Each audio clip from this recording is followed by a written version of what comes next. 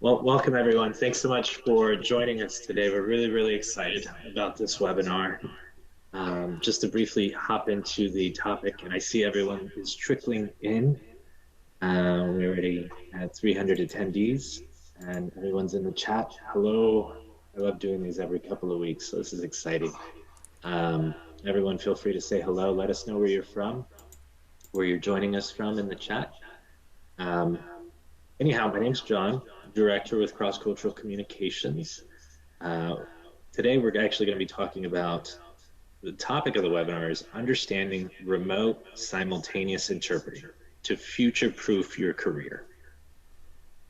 So recently, if you've been following the news, and obviously with COVID and kind of the explosion in remote interpreting, we've seen a lot of reports in the media recently around conference interpreters that have actually been hospitalized due to acoustic shock. So that's not, it's kind of tangential, but that does form a part of today's presentation. And so we actually have Rosemary Hines, who is joining us from Geneva. She's a researcher, she's a consultant with NIMSY Insights. I think if you are an interpreter or a translator, or both, you need to know who NIMSY is. You need to know about their work. And it's really pivotal. It's so comprehensive. They really capture what is interpreting doing today from so many different angles. They've actually recently produced the Tech Atlas, which Rosemary was a contributor on, which gives just a comprehensive current state, what is going on today from a technology standpoint within interpreting. Rosemary was a contributor on that. To get into a little bit more detail around the webinar, so we're actually going to explore trends in remote simultaneous interpreting, the current landscape, and what the future holds for RSI. We're going to analyze how RSI fared during the COVID-19 pandemic, including the massive increase in online meetings. We're going to talk about all the new RSI platforms and the advent of simultaneous interpreting. And I mentioned Rosemary Hines is joining us from Geneva. She's a researcher, consultant, interpreter, conference interpreter with NIMSY Insights. I just want to go through her really impressive background. So Rosemary is a lead interpreting researcher for NIMSY Insights. She's also a freelance conference interpreter based in Geneva. Since she has been with NIMSY, she has completed several RSI market analysis. So this is for NIMSY. She's done a number of comparisons of currently available interpreting technologies and analyzed the future of the technology trends within interpreting. She's regularly in touch with different stakeholders throughout the RSI scene, the remote simultaneous interpreting scene. In 2020, she actually completed her master's thesis in conference interpreting during the pandemic. And so she had firsthand experience of using RSI for, you guessed it, her final exams. Her master's thesis was on hearing problems among interpreters, and it's actually been published by Translation Ireland, which is a really impressive publication. Since finishing her studies, she has used several RSI platforms for her freelance work and has done demos of countless others. So she's definitely an expert in this area. And she's really on the cutting edge of the latest trends, and you can definitely, we'll put her email in the chat towards the end, but you can feel free to reach out to her. She wants to be in touch with interpreters, with community interpreters. So again, thanks so much for joining us, Rosemary. I just went through your bio, but you're the expert on you, so I'll let you take over. Thanks so much, John. Wow, it makes it sound all very professional, but yeah, that's all correct. And just to add, actually, that I did a postgraduate diploma in public services interpreting too. So if most of my audience here is in the public service, the community interpreting, I also know a little bit about that, but I've never worked professionally in that domain. And I'm really excited to talk about interpreting technologies with you today. And John mentioned the NIMSY 2022 Technology Atlas, and I can share the link to that with you in the chat so you can look at it when you feel like it. A little bit of light bedtime reading. No, it's excellent, Rosemary. And just for everyone's benefit, When you say public service interpreting, just because we have so many interpreters from the States, what do you mean? Yeah, so I guess in the States you divide it up into community interpreting and court interpreting, whereas I did that postgraduate diploma in the UK where community interpreting was both amalgamated, so court and community Excellent. amalgamated. So focus on medical and legal interpreting. That's what we did there. Wonderful, wonderful. Okay, so I'll let you take it away. I'll join Great. towards the end of the So webinar. great. See you soon.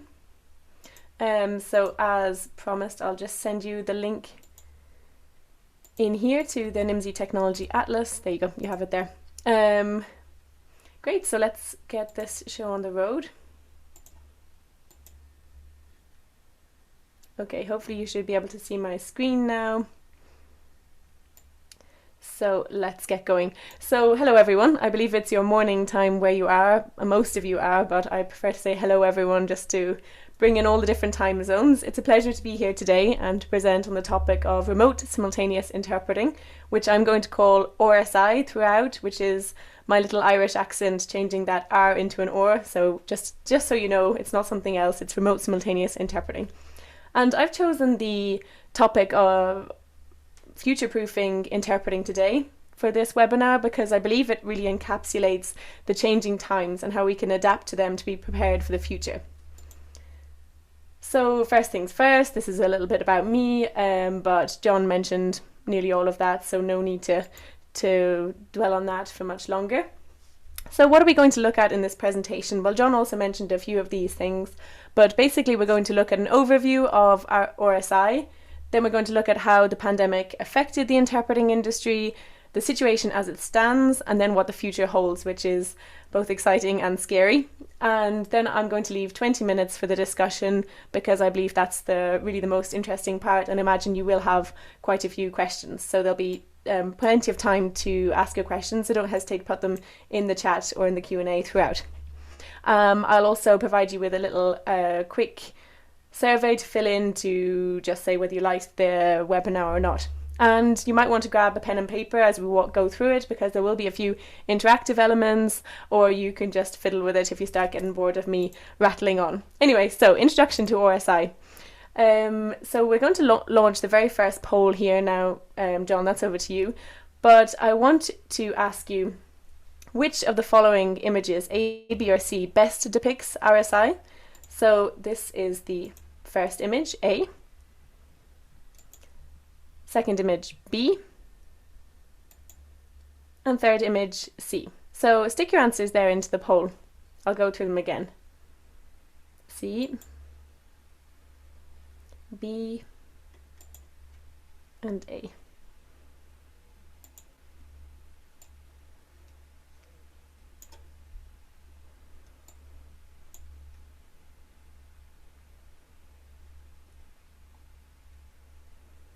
Okay, so I see the answers are up now. So 16% of you said A, 48%, so nearly half of you said B, and 37% of you said C. So the correct answer is in fact B. This image shows the relatively well-known RSI platform Kudo. You may have heard of it. What we can see here is the event participant screen. So these are the people in the meeting. And here on the left, you can actually see the listeners app where the listeners can select the language of their choice. Here you can see Arabic, Cantonese, Chinese, you can select it, etc. The first image actually shows over the phone interpreting, which we can tell because it has there's a dual headset receiver here, and that's typically used in public services interpreting or community interpreting. And picture C shows video remote interpreting, and the main differences here is that in remote simultaneous interpreting, the interpreting is simultaneous, whereas in over-the-phone interpreting and in video remote interpreting, it's consecutive. However, I believe with in this example here, it's sign language interpreting, which can also be simultaneous. But when it's used for the spoken interpreting, it's consecutive form. So that brings us on nicely to the next slide, which is remote simultaneous interpreting in more detail, because remote simultaneous interpreting directly evolved out of the field of conference interpreting. So it's intended for quite large online meetings and events with many different languages. And the reason for this is that it would be very difficult and very long and disruptive to provide consecutive interpreting for a whole range of different languages.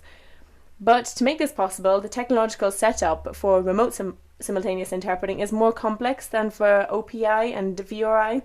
For one, the platforms need to have multiple language channels so that the participants can select their language, and then the interpreters also need to be able to listen to the speakers and listen to each other in order to provide relay. So for this type of assignment, interpreters work in pairs, just like in physical assignments, where they're in a physical booth. And RSI can be used for virtual conferences where everyone is online, or they can also be used for on-site events. At virtual conferences, everyone's online, including the interpreters. They can work either from a hub, from a studio, an interpreting studio, or they can work from home. And at on-site events, RSI can also be used, would you believe, because participants can download the Remote Simultaneous Interpreter provider's app onto your phone, and that's where you can listen into the interpretation. And this is typically called BYOB, Bring Your Own Booth, if you ever come across that. And interpreters typically work remotely even for that scenario. Another option that's becoming increasingly popular is, of course, hybrid events. Most RSI platforms round out the experience by having voting and polling options, document sharing, screen sharing, that kind of thing, just like we would find here on Zoom, just to make the event more engaging. And in addition to that, most RSI platforms now integrate with major video conferencing platforms. And when I refer to video conferencing platforms, I'm referring to platforms like Zoom or Microsoft Teams or Skype that have been designed for video conferences. So before we delve into this, into RSI a little bit more, we have established here at NIMSY 4 different categories for RSI. So under RSI, we've divided it further into these 4 categories. So you can see them here now. And before we actually explain them, I would like to ask you to try and identify under which categories these relatively common names fall. So I have another poll for you, just to make this a little bit more interactive. So John, would you mind launching the second poll?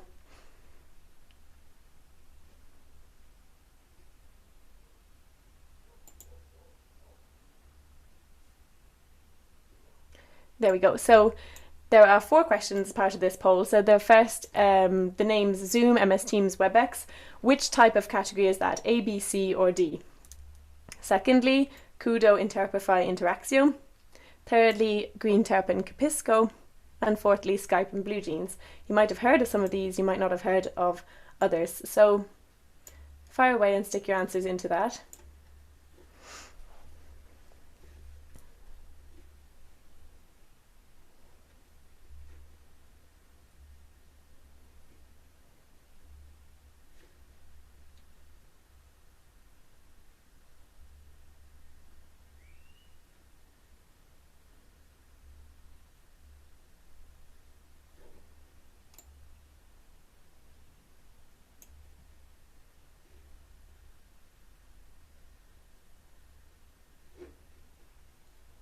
John, I'm not sure if there's like a specific amount of time for these polls, or do they just stop at some point?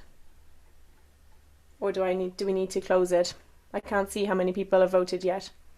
It's up to you, Rosemary. Okay. Let's give everyone just a little bit more time to answer Perfect. All 4 questions, and feel free to put your questions in the chat if something isn't clear, but there are 4 questions.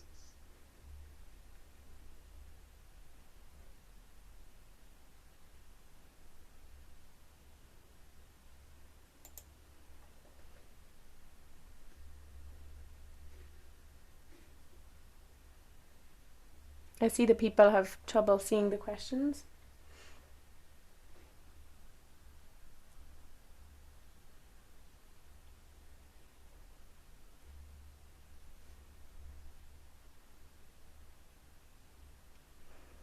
Well, let's just move on, and we can close the poll for those of you that did manage to see the questions. For those of you that didn't, it's not the end of the world. So the first question was, what under which category do Zoom, MS Teams, and WebEx fall? And the answer to this is number 2, video conferencing platforms with an RSI feature. So I see that most of you actually got that right, so well done. If I could give out gold stars, I would. And the second question is Kudo, Interprify, and Interaxio. Now these are standalone designated RSI platforms, so number 3. That was a little bit tighter there. GreenTerp and Capisco are virtual booth RSI platforms, so number 4. And Skype and BlueJeans are video conferencing platforms without an RSI feature, which most of you got right, so well done on that. So let's explain them now. Video conferencing platforms without an RSI feature, it's pretty much just like it says on the tin. These are video conferencing platforms like Skype and BlueJeans, which don't have a built-in RSI feature. Now, it doesn't mean that it's impossible to do simultaneous interpreting on Skype, for example. It just means you need a workaround. So this workaround could be an over-the-phone interpreting line, or it could be 2 simultaneous Skype meetings with different languages in one and interpreters in one and interpreters in both and participants are in one, quite complicated. Or it could be a WhatsApp line or an integration with a standalone RSI platform. So there are options. It gets quite complicated. Video conferencing platforms with an RSI feature now, the second one, video conferencing platforms which weren't designed with multilingualism in mind, but they added an RSI feature on later during the pandemic when demand for remote multilingual meetings peaked. And examples of these are Zoom, WebEx, and MS Teams, which added it recently, only in the summer, in beta mode, and Google Meet, which also has an RSI extension. RSI features on these platforms are quite limited. For example, Zoom only added Relay in spring 2022, and with the Google Meet extension, it's quite limited as well. Now, option 3 there, standalone designated RSI platforms. This is a type of platform that can host its own meetings, but remote simultaneous interpreting was its raison d'etre. These platforms typically have quite a few event management features too to make them more interactive.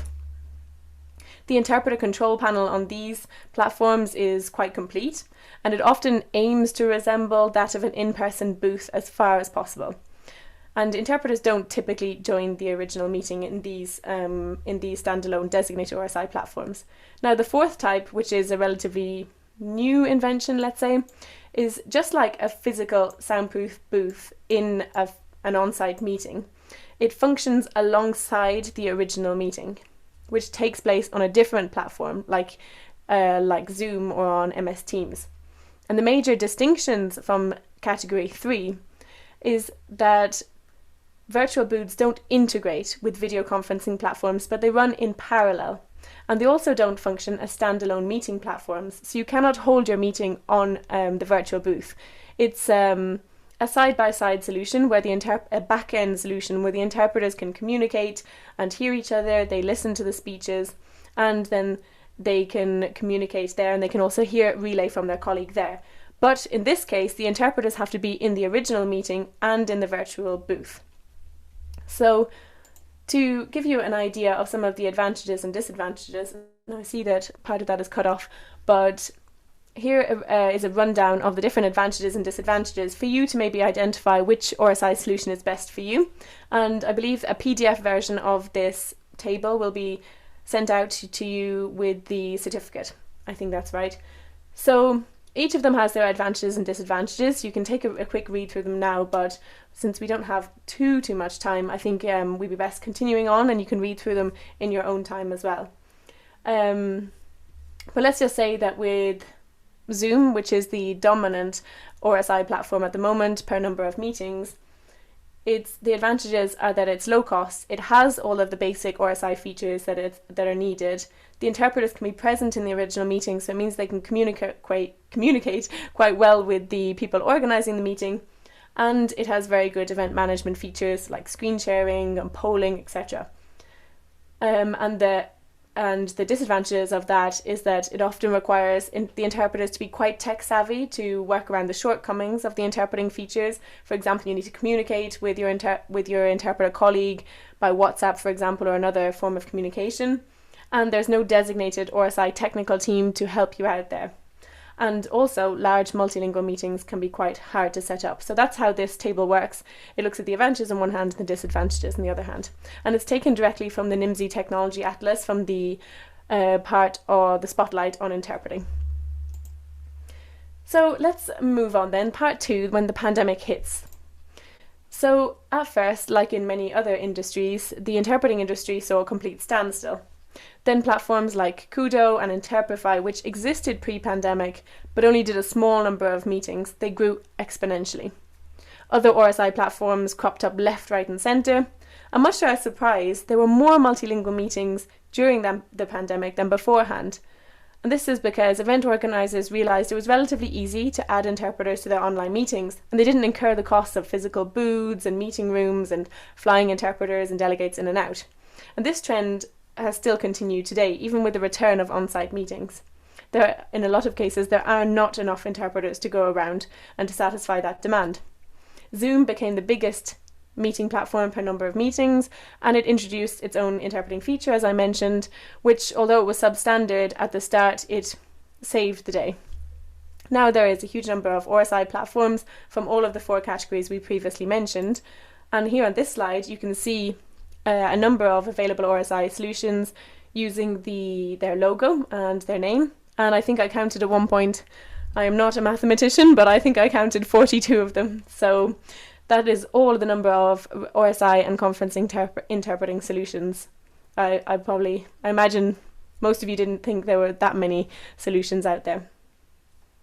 How many, I wonder, have you used? Do you know most of these, or are most of these new? Have you heard of some of them? It'd be interesting to see. So what's the situation then today, 2 and a bit years on from COVID-19? Well, let's just say that RSI is no longer a niche within a niche of conference interpreting. It has effectively gone mainstream. By this, I mean that LSPs, language service providers, are adding RSI to their package of services. All of the big video conferencing platforms have an RSI feature, and there are more multilingual meetings than ever before pre-pandemic. Zoom is the biggest de facto RSI platform with the biggest share of the market by far. It's important to note that there is a huge price gap between the price of designated RSI platforms, so that category 3, and video conferencing platforms like Zoom that have an RSI feature. Most often, RSI features are available on video conferencing platforms for business or a pro account in the range of a few hundred euros. I should probably convert that to dollars, whereas the category 3 RSI platforms cost thousands per day. There is a lot of pressure on interpreters as well. Interpreters are increasingly asked to perform assignments online in poor conditions. This can range from solo assignments up to 2 hours, to bad sound quality, and a pressure to decrease rates, because this is mainly because interpreting is easy to add on to meetings. So event organisers don't seem to realise the true value of interpreters in these online scenarios. Interpreters are also wearing several hats, including event organising, acting as a technician, and consulting clients on the best solutions. Sometimes this goes as far as site translating chats or performing written translation during the online meetings. RSI platforms are also constantly innovating. They add on more features every day, and they improve their user face. One of the most recent announcements by an RSI platform is Interprify's Clarifier, which aims at improving the sound quality of a speaker who has a substandard sound quality. I'll be testing that out shortly. I'll let you know how it goes. And moreover, these RSI platforms are adding on interpreter videos so that the interpreters can communicate between themselves using video in addition to just using sound. And actually they cannot use sound at all in addition to just using chat. And they're also adding on a sound channel so that interpreters can speak to the listeners and at the same time be able to speak to their interpreter colleague without being heard by the participants, which is a really interesting innovation, I think. Integrations with other meeting platforms is key to RSI platform success as well. Nearly all of the RSI platforms now have integrations with Zoom. There's also been a lot of investment in RSI platforms. A lot of attention was drawn to RSI platforms during the pandemic. Kudo received $21 million and Interaxio $30 million since the start of the pandemic. However, designated RSI platforms do need to diversify their services if they are to provide a return on investment and remain relevant when facing the tech giants with their RSI features like Microsoft and Zoom. To do so, RSI platforms are increasingly blurring the lines between providing software as a service and becoming full-blown language service providers by providing a pool of interpreters to be booked online. They're also working on multilingual captioning, or machine interpreting, let's say in machine-generated live subtitles, and the adaptation of other technology to facilitate interpreter booking and event management.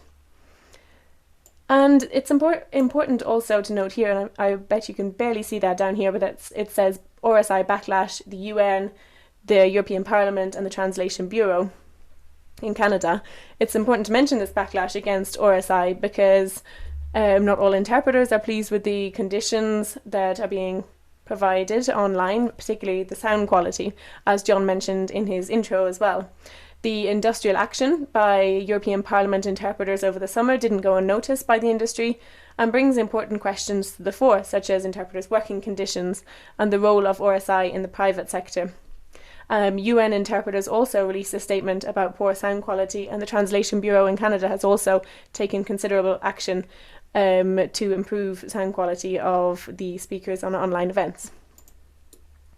When we speak about innovation in interpreting as well, here, and it's a little bit blurry, but here is an example of what the China-based RSI platform Akadu is doing.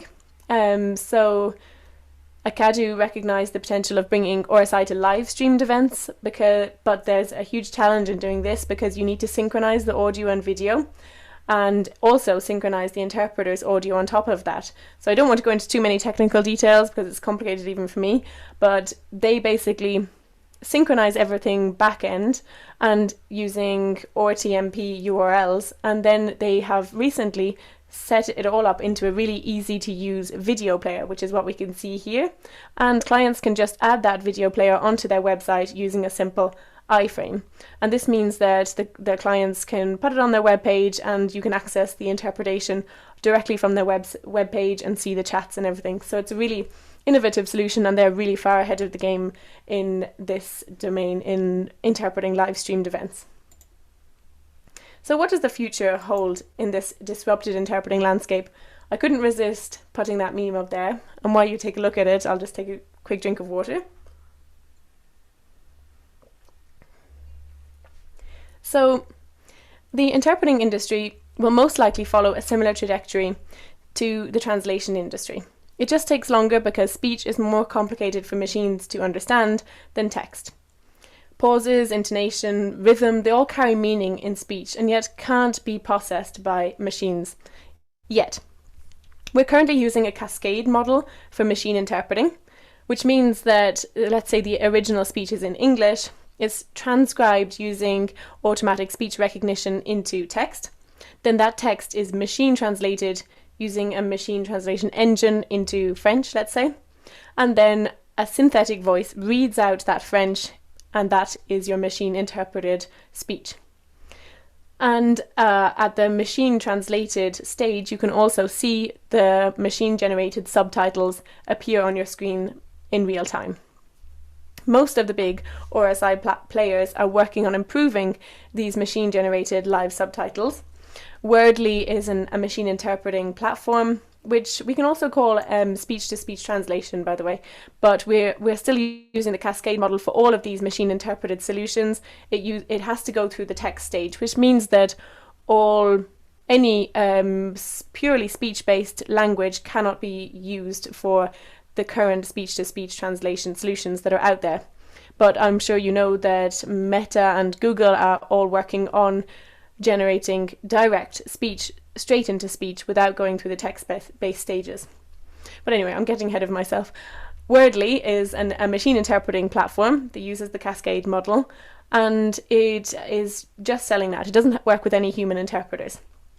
And this is a cheaper solution than human interpreters, which means that companies can afford to add multiple languages to their meetings. The quality isn't as good as human interpreting, but for some types of meetings, it's good enough for clients. Simpler meetings with more formulaic language that occur regularly, let's say sales team check-ins, These can be increasingly done using machine interpreting or using live subtitles. And the more complex meetings that involve a lot of interaction, negotiation, and complicated language will ultimately remain the domain of humans. There's simply no competition between the machines and the humans as of yet, and far into the future, there will be enough room for everyone because it will just expand the market massively. At NIMSY, we've also discussed the dawn of the multilingual meeting provider, or MMP, which we kind of define as a platform that provides all of the multilingual services required by a client. So instead of a client having to go to one place for interpreting, another provider for translation, and another for captioning, we'll most likely see an increase in online platforms that provide all of these services in a one-stop shop. I like to think of it as kind of an Amazon for multilingualism, where you can put everything into your cart and you can just check out with your interpreting, your dubbing, your translation services. This in turn means that we will increasingly see interpreters and multi-skilled linguists.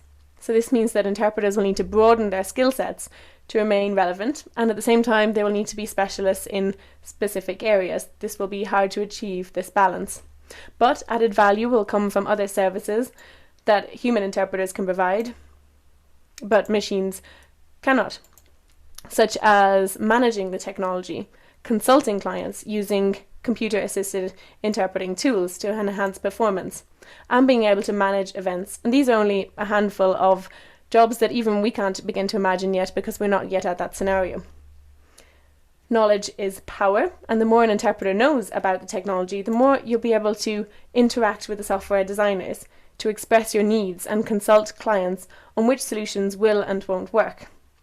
Interpreters will likely need to have a basic knowledge of computer science and artificial intelligence to discuss with software designers, and this type of knowledge could most likely be obtained through online courses for this intent and purpose, and I know a few that are coming out shortly. Now, I don't know if you can see this, will it work? No.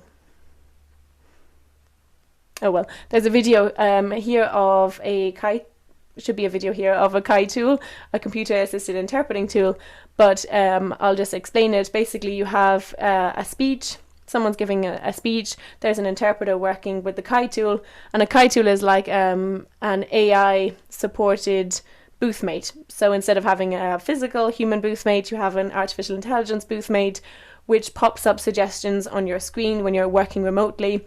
So it will pop up numbers and units and also key terms that you will have pre-filled into your glossaries. And the more advanced versions will hopefully also convert, let's say, yards into meters, Fahrenheit into Celsius. That would be excellent, actually, to convert that kind of thing. So, oh, here we go. Maybe this might work. No, that won't work. Anyway, this is what it looks like. You can see that it's very blurry, but over on the left-hand side, you can see terminology, and it shows up the translations. On the right-hand side, you can see digits and time. So I think I'm actually flying through this, but for your consideration, here are a few questions raised by this webinar, and they can give you a bit of food for thought as we start the discussion. The future will only be more technological, so how can we incorporate VIT, virtual interpreting technologies, into our workflows? We predicted the RSI boom, but we didn't prepare for it. How can we prepare for the boom in machine interpreting? Because as I mentioned, this is on the horizon. Meta has recently announced a solution that can interpret direct speech into speech. Obviously, it's not ready for widespread use, but this will be down the line at some point. So instead of just walking into the wall as we did with RSI, because people predicted the rise of RSI and others said this would never happen, and look at us today, we're all doing online meetings, and I guess it's great in one way that we can all have this exchange today. And how do we maintain quality working conditions in this reshaped industry? This is key for us as interpreters, and I'm an active interpreter myself. The interpreters of tomorrow will require new skill sets. So how do we prepare the future generation? How do we interact with training courses for interpreters to prepare them for this new environment? So in this presentation, we looked at RSI and its subcategories. We looked at how the interpreting industry reacted to the pandemic. We looked at the situation today, and we looked at what the future holds. So to conclude, hallelujah, says you and this joyful little man here with his sunglasses on, the pandemic led to a seismic shift in the interpreting industry. Industry players predicted the use of RSI years before the pandemic hit, but it may have taken another 10 years or so for RSI to go mainstream if COVID-19 didn't force through change. Now, we're predicting the dramatic rise in the use of captioning, machine interpreting, and Kai tools, which will eventually replace certain types of interpreting, or will be required across the board to enhance interpreters' work. So I want to leave you with one burning question, and forgive me for this. This time around, will we wait until we are taken unawares by technology, or will we prepare ourselves in advance? Now let's discuss, because you've heard quite enough of me for one morning. So feel free to pop all of your questions into the chat. Hopefully there will be many into the Q&A as well, or I'm sure you can... No, you can't raise your hand, but I'll promise to answer even if I don't have the answers at the tip of my tongue. And I just want to provide you with a quick survey. Here it's like a second long, if you want to give it a little answer. So thank you, and you can also reach out to me here. Here's my email address on the screen, but it will also be in the chat, or you can add me on LinkedIn, and that's where you'll see my latest articles. And the next one is about machine interpreting, if I ever get it done before Christmas. So thank you very much. Excellent. Oh, wonderful. Thank you so much, Rosemary. That was so informative. And we do have a little bit of echo, but we can work through this. We have a ton of questions that came in the chat. And so we'll start to address those. We also have some in the Q&A. Okay, could you share the link to the video with the virtual boothmate technology? Are you able to put that into the chat, Rosemary? I hope so. It has worked for me on other occasions with this video, but... If you can, we'll get to it, everyone. She's going to put it in the chat, and we could actually... It'll probably take a little bit, but we'll put it into the chat. Yeah, no problem. And then I'll look for that, but in the meantime, we can move on to something else. And from Patricia, Dr. Patricia, can you comment on the impact on interpreters of Zoom's latest update that includes recordings of the interpretation without previous consent from the interpreter, and on what we can expect from this and what can we do about protecting ourselves legally? So for those of you that don't know, Zoom has a feature now to where the interpretation essentially, the Zoom session can be automatically recorded. If you're interpreting via Zoom, that means your interpretation of that meeting is also being recorded. So that is actually your right.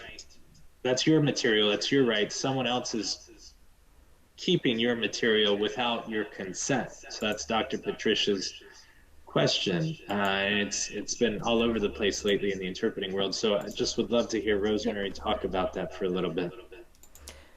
Yeah, good question. I did actually predict that question coming up. I probably should have prepared for it even more. But yeah, it's an interesting development. From a personal point of view, so I can't say I represent everyone in this, not at all. But I know that here at the UN and in most cases at the EU as well, you are recorded with that just goes without saying. You're going to be recorded. You can be listened to. The mistakes you've made can be heard for generations and listened to by upcoming interpreters. So, but that is often taken into account in the price that you're being paid. So I think what's key here is that when a meeting is going to be recorded, interpreters need to be told in advance that the meeting will be recorded and that their channels are going to be recorded. That goes without saying. And I believe that I did a meeting the other day and only 2 channels were able to be recorded. I don't know if anyone else has any feedback on that. I think it was just there were 3 booths and only 2 were recorded, so they had to choose which ones they wanted to record. And I think it also needs to be taken into account in the rates we charge. We need to incorporate our intellectual property into those rates. I'm not sure what percentage you need to add on for that according to each of you, But I think that goes without saying that we need to charge for the intellectual property. So that's my personal opinion on that, and I think we need to be informed beforehand as well, so that we don't sound too croaky, let's say, on the mic. But Excellent. So essentially, they need to have our consent, and the price of their keeping our intellectual, each interpreter's respective intellectual property needs to be factored into the rate you charge. yeah, and I think I don't think it's so much an issue that we are being recorded in that we are voice professionals, and in many other industries, like in the EU and UN, many other contexts, the recording is there to be listened to. And I think, and I'm happy to stand by any of my interpretations. And if I made a mistake, there's probably a reason for it, or I maybe corrected myself later on. So that's all there, and it can be seen. The machines, for example, when there's a mistake, it gets written across the whole. It's there in the transcript, and it cannot be corrected. Whereas us as humans, we make a mistake because we didn't hear something correctly, and then we could correct it later on, even if it's a couple of minutes later. Oh, apologies, actually the speaker meant this. So I'm willing to stand by my interpretation, but I need to be informed in advance that I'm going to be recorded, and incorporate that into my rate. Excellent. Hopefully that answers your question. Yeah, no, I think it definitely does. An opinion. Was what's the impact, and ultimately, can we stop the impact? It doesn't seem, at least in the short term, that could be stopped. So we at least need to be informed, and we need to be compensated. Yes, and actually on the impact as well, I think this will even pose problem for event organizers, because I don't think they will systematically want to have the interpretation there, and I think that Zoom will probably have to work on separating out their recordings so that organizers can choose not to have the interpretation there as well, and just the original. And I think there is an open letter going out to Zoom, or gone out to the Zoom owners, managers already, asking for that possibility to be there, so that the interpretation isn't automatically there, because some organizers just won't want that.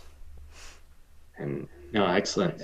From Elizabeth, what percent do you suggest we charge for this intellectual property? How would you think about what we would charge if we're going to be recording? I guess it's a hard question to answer, really, and I'm not the colleague with the most experience here whatsoever. So but I have typically heard somewhere in between 10 and 20%. Obviously, then the whole negotiation needs to be incorporated into that to actually get that through clients. So, and also I actually got the record. I think I've got the video up and running on Kai Tools. Maybe I could actually show you it. You want to try and share it? Yeah, absolutely. Yeah. I don't know if I can. I can probably try and extract the link. I don't know if I can extract the link. I could just share it with you, just show you it now, actually. Here we go. There we go. I'll put myself on mute. Oh, there's a play button, but it actually looks like it's just a... Oh, here we go. 2023 in most emerging markets and beyond.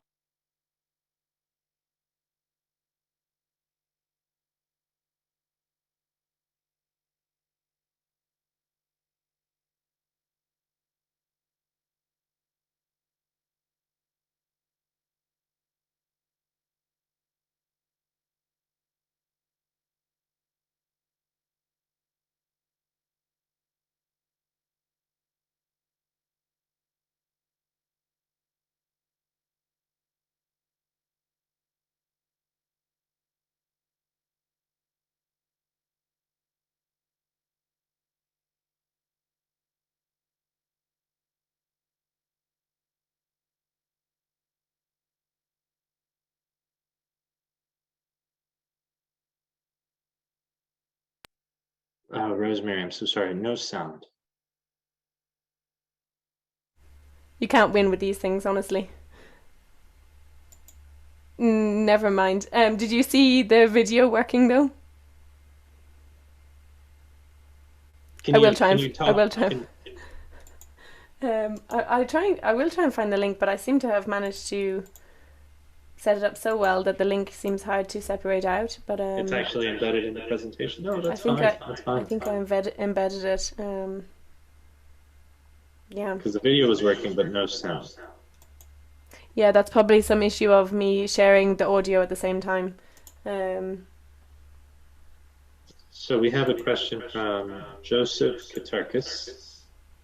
If all these software companies, for example, Zoom, are trying to get their own pool of interpreters, then I worry about the quality of interpreter they will end up providing. I guess as long as they have certain certifications.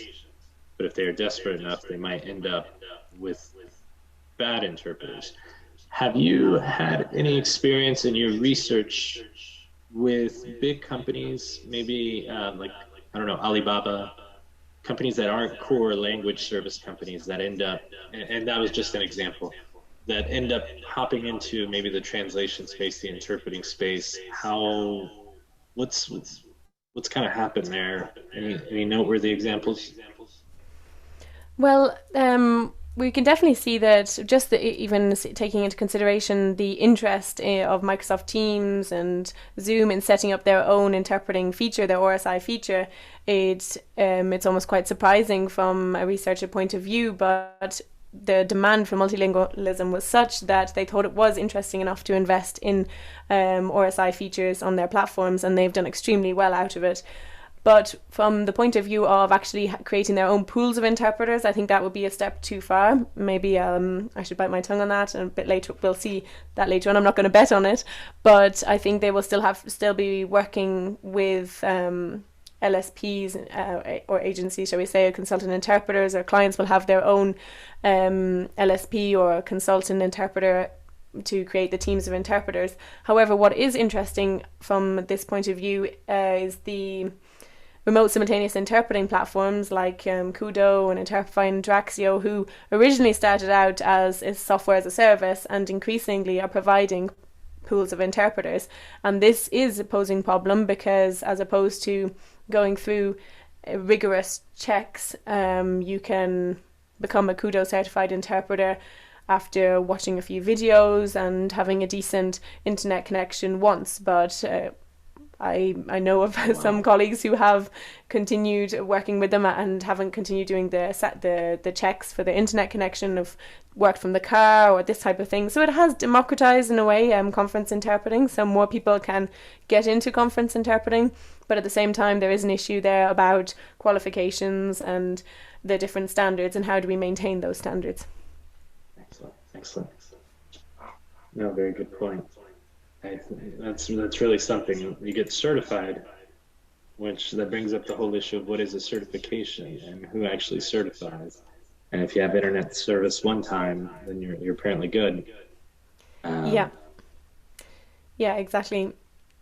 And it raises the question as well of some platforms, and this isn't just limited to remote simultaneous interpreting, but I know over the phone interpreting as well, and VRI, who are asking interpreters to rate their colleagues after work, or asking the client to rate the interpreter as well. And say, for example, there was a sound issue or a connectivity issue that was on the client's end, and they rate the interpreter for it, and they give the interpreter a low rate. It raises a lot of these ethical questions as well.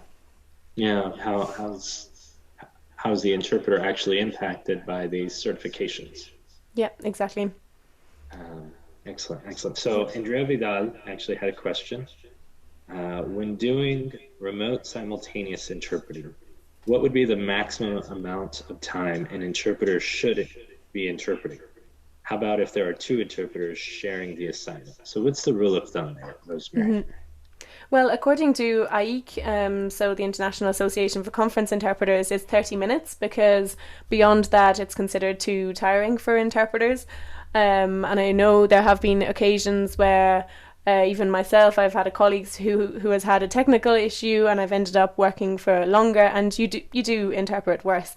And now maybe there are interpreters out there who can go on for hours and hours, but I think it's been scientifically proven that there is a decrease in performance from at least 30 minutes is when a performance is still quite good. So that's what's recommended. But because there are increasingly meetings of just an hour, or like a 2-hour webinar, which is a great idea in that you don't have to, in that you can do several meetings in a day, for example. the platforms are putting pressure on interpreters to just do the entire meeting themselves. So a 1 hour meeting. However, in these cases, it can be very complicated because if you have the slightest issue with your internet, or you have, I know a colleague whose water boiler burst during a conference, very, very unlucky, but this kind of thing could happen, well, then the meeting is a write-off, basically, and there's no one there for backup, there's no one there to help you out, so it can be very risky. And also, if that meeting runs overtime, as some meetings do, let's say an extra 10 minutes here, an extra 5 minutes, it can really be too tiring. And then you're putting your name on that meeting. You're the interpreter who did that. So you're really putting yourself at risk, I believe. Excellent. No, very true. So Javier Garcia, as an interpreter, is one responsible to provide their own interpreting platform? So along those lines, to follow up on Javier's question, how do you get into the RSI world? If you're a freelance public service community interpreter, and you want to do more remote simultaneous interpreting, what are your suggestions? Really, really good question, actually. And this, it comes down to the table that I showed you also, on the advantages and disadvantages, because I know many interpreting colleagues during the pandemic actually turned into event organisers, because let's say there was a school board meeting or a parent-teacher meeting that was in several languages. They were not allowed to be in person, so they were moved online, and the school works typically with their own interpreter, and they asked that interpreter, would you help us out? We don't have no idea how to hold this meeting online on Zoom with interpreters, with a whole team. So the interpreters actually organised that. They organised their own team, and they organised the Zoom meeting. They set up the channels. So that's where platforms like video conferencing platforms with their own RSI feature, virtual booths, and even platforms that do not have their own RSI feature like Skype, can actually be set up by tech savvy interpreters that have their own team and are willing to put in the time and effort to set that up. Obviously, it comes with a higher price tag because you're essentially performing the work of the technician and the event organizer and head of the interpreting team. But platforms like Kudo and Interaxio and Interprify, amongst others, you actually lose the control of your client over to them because you need all the technical team to set them up. So in that case, it's great if you're a big organization that you want everything to be done smoothly, you want it to be run by someone else. You hand over that power to them and they sort everything out, and you pay the higher price tag to them for them to organize everything. But if you want to organize things yourself, the virtual booth is a great solution because it can be used alongside any video conferencing platform like Zoom here, and yet the interpreters still have decent features. And on Zoom or Microsoft Teams, when they have the better version, I imagine, these are also great solutions where you can actually organize your own event. You can set up your own channels, and I recommend actually Kathy Kaufman's videos on how to set up the different channels, and she walks you through the different solutions in quite an in-depth manner. And also you can see a lot of demos of the different solutions out there online as well. For example, I mentioned Green, Terp and Capisco during the presentation, and you can do demos of their solutions quite easily as well, and they are solutions that can be set alongside any type of meeting. Excellent. I believe I grabbed it real quick, so I just hopped online and I Googled Katty Kaufman videos, and something came up, so that should at least get everyone to her channel. That's one example. It was done very quickly, so it turns out, I'm pretty sure it was Katty, but no, she's very good. Excellent. What can you tell us in terms of skills? And so you talked a little bit about technology, or a lot about technology, and there's so much good information there. But if you're thinking you're a public service interpreter, maybe a community interpreter, you do some remote, but most of what you do is, let's say, in person. How would you think about your skill set and developing it to where you can put yourself in an RSI situation? So are we talking about, let's say you have your first RSI meeting and what you need to kind of deal with that, or how you want to go about actually consulting and working in that area and organize your own teams? I'm talking more about reflective practice. Okay. How would you practice your skills, and how can maybe you get a sense for, yes, I'm improving in this direction to where I can get better at it and become an RSI interpreter, someone like a conference interpreter. Well, to be perfectly honest, one of the easiest this one of the steps to go in the right direction is to make sure you have the right setup. So you need, quite simply, you need really good internet. You need an Ethernet cable. You need to be connected to your Wi-Fi box with a cable. You need a good microphone as well. I'm using a podcast style microphone here because it's one thing for us to complain about speakers not using good microphones, but if we don't give out of the right, if we don't act as we say, then really we can't be talking about that at all. So we need good quality microphones, typically desktop microphones like the one I'm using here, and a second screen. I have one screen here. I'm tempted to get another one because I feel like I need another screen, but sometimes working from home can be even easier like that, in that you can have your glossary up where you can search things really easily. You can get up the websites. It can be quite useful actually working from home. You can get up maps if you're talking about a specific country, for example. And going forward, I really recommend trying out seeing the different demos of the different platforms, trying them out, because that helps you familiarize yourself with the different layouts of the different platforms. And then if one day you're asked to work on Kudo or on Interaxio, you know how to find your way around them. You're not just starting out, and get qualified. Actually, you can get those certificates regardless of how you feel about them. You don't need to necessarily put it up on your LinkedIn channels or whatever. I think I have, but you don't need to proclaim it to the world if you don't agree with that. But you can learn the ropes, and that will help you go a step in the right direction. And also, as we move forward more into the computer assisted interpreting tools, I recommend looking at Interpret Bank, and that was the example that I showed you What's it actually. called? Sorry. I'll put it in the. Yep, Interpret Bank. It's the That's it, yeah, and it's the solution. I believe that's the solution that Kudo is using, that was created by Claudio Fantinwoli. Well, also, but his name in here, Fantinwoli. Oof. Oh dear, I stuck a U in there and said Woli. And he is also setting up a training course called Easy AI, which will be open access for. I can actually also put that in there for you. Oh, thank you, Pazzi. Yes, sorry. We had a participant put the link to Interpret Bank on the website. Oh, perfect, excellent. And there's another one as well, but the name of it is gone for me now. So here is actually the link for Easy AI. I don't know if someone has put that in. There's Interpret Bank and there's another one, but there's another Kai tool, and I recommend checking them out. You can do a free monthly trial on the two of them, I believe.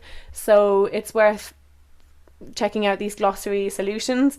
I don't think that they do everything as it stands. I really think there are some serious drawbacks to them. For example, even just highlighting terms and shuffling things around. I still use Excel for my glossaries. I've tried them out, but I just feel like they don't go far enough for me. But this will be the future, these AI booth mates when you're interpreting online. So do check out all of the different tools that are out there. Most of it is available for free for a certain amount of time. And I do want to mention we've gotten a few comments in the chat. I apologize, everyone. I'm not using a headset, and I think there is an echo. So I'll try not to talk too much, but you talked about, so we're pretty much at the hour. Yeah. And I just want to make sure everyone knows that you only have to stay for the webinar in order to get your CEUs. And so you will, within 24 hours, get an email. Please check your spam with the certificate. If it hasn't arrived in 24 hours, Rosemary and I are going to hang out probably for about the next 10-15 minutes. There's a million questions in the chat. I don't know that we'll be able to get to them, but we'll scroll through and try and address them all. And let's see. So we have from Zara, how long do you think the human interpreting industry will last given the growing AI simultaneous interpreting industry? I think you like this Zara, question. I think it will last forever. No, honestly, I honestly do believe it will last forever. I think it will just be similar to the translation industry. There is when I go onto a Chinese website, for example, I either translate it with DeepL or with Google Translate. I don't call a translator friend and say, would you translate this website for me? And then will you translate this one and then this one? That just simply doesn't exist. Yet translators still exist, and every good book we've read has been translated by humans. Everything has been edited by human translators, and the market is still very much thriving. And in fact, we can see it from our research in NIMSY that the biggest language service providers are just growing and growing. So it's not going away, and it's drawing more attention from investors than ever before. And similar for interpreting as well. The interpreters will always be relevant. The market will simply expand so much more than it is already. And interpreters, for conference interpreters, there will still be a niche market there for all these negotiations, for massive events where people want to really hear perfect language. They want natural sounding language, not some kind of robot in your ear. Although some solutions are working on mimicking the voice of the original, which is really interesting innovation as well. And where was I going with that?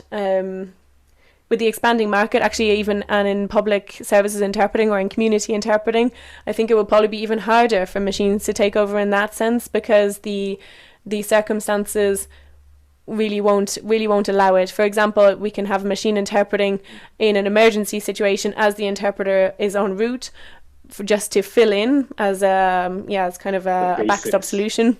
Yeah. But they'll never be able to replace that conversation like scenario that we really need. So I think what's important for us to bear in mind, and I saw some comments there saying that it's a scary future and it's put me off interpreting.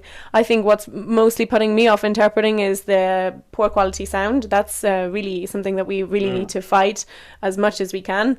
But the whole future of interpreting using RSI like we're using today, if we had interpreters, it would be the same, or using Kai tools, all of this can just enhance our performance and make us irreplaceable as well. And machines will never be able to beat a human interpreter with the enhancement of machines. So we're not going away anytime soon.